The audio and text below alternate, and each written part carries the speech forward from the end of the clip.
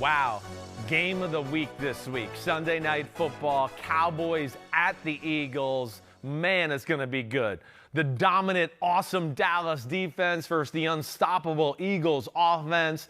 Dallas makes plays, sacks the quarterbacks, get turnovers.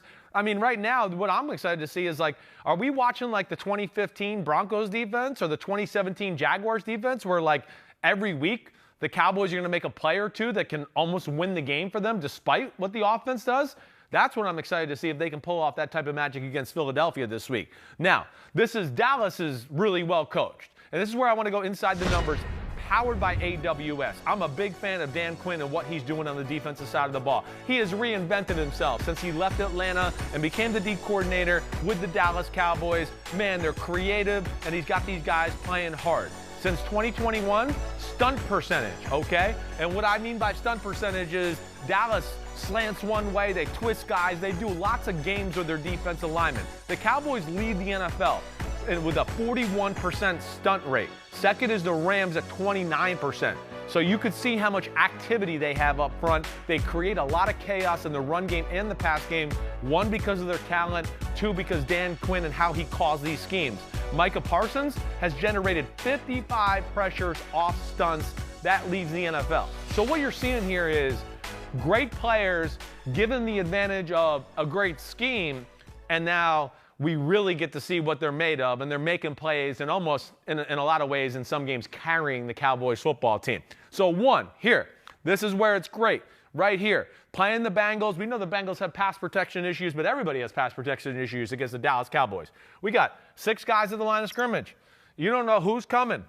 A quarterback right here, Joe Burrow, as smart as he is, first off, he's seeing this going, wait, this is man coverage. We got man, here's a free safety, it's man. So, man, one of these standing linebackers or safety and linebacker in the middle here, they're going to blitz for sure. There's no doubt about it. Oh, well, not so fast, my friend, okay, one wise man used to say. All right, and what you're going to see here, and this is what I love about Dallas, one, they stress the O-line protection plan with 6 guys at the line of scrimmage. 2, they make the quarterback think a little bit. Like I just said, it looks like it's going to be man coverage, right? Well, you're going to see in the next frame, it's not man coverage. You're going to end up getting him down the middle, as in the Tampa 2 linebacker, deep safety over here, deep safety over here, soft corners in the flat here, and then you're going to have a dropout linebacker reading eyes here and a dropout safety here, which is ultimately going to end up in Tampa 2 coverage. But it's the disguise and the problems they cause and the quarterback they make think and the offensive line, they make them execute and work as a unit that really puts pressure on Dallas, and that's what I'm going to show you on this next picture.